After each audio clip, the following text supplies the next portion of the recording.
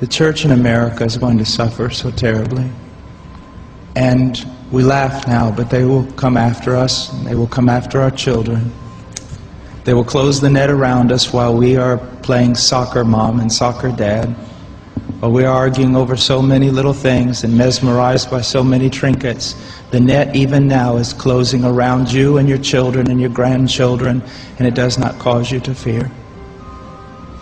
You will be isolated from society, as has already happened.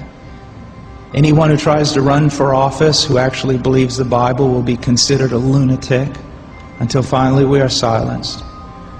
We will be called things that we're not and persecuted not for being followers of Christ, but for being radical fundamentalists who do not know the true way of Christ, which of course is love and tolerance. You'll go down as the greatest bigots and haters of mankind in history. They've already come after your children, and for most of you, they got them. They got them through the public schools and indoctrination, and the university and indoctrination, and then you wonder why your children come out not serving the Lord. It's because you fed them right into the devil's mouth.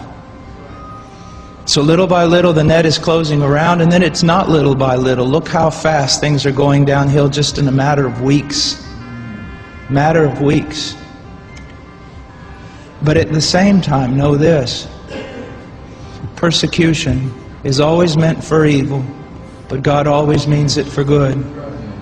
And is it not better to suffer in this life, to have an extra weight of glory in heaven? You must settle this in your mind. This is the one thing I want to say over and over. Do not believe. Down through history, you have a wrong idea of martyrdom and persecution. You think that these men were persecuted and martyred for their sincere faith in Jesus Christ. That was the real reason, but no one heard that publicly. They were martyred, and they were persecuted as enemies of the state, as child molesters, as bigots, as narrow-minded, stupid people who had fallen for a ruse and can contribute nothing to society. Your suffering will not be noble. So your mind must be filled with the Word of God when all people persecute you and turn on you. And the Spirit of God in common grace pulls back, and you see even your children and your grandchildren tossing in the lot that you should die. This is no game. You want revival and awakening, but know this. For the most part, great awakenings have come only preceding great national catastrophes or the persecution of the church.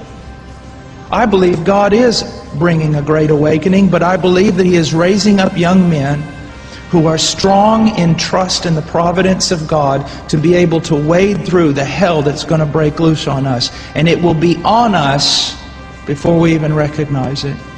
Unless in God's providence, He is not done. He is not done.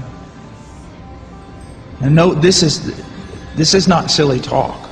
Apart from a great awakening, these things are going to come upon you. Be ready to lose your homes, your cars, and everything.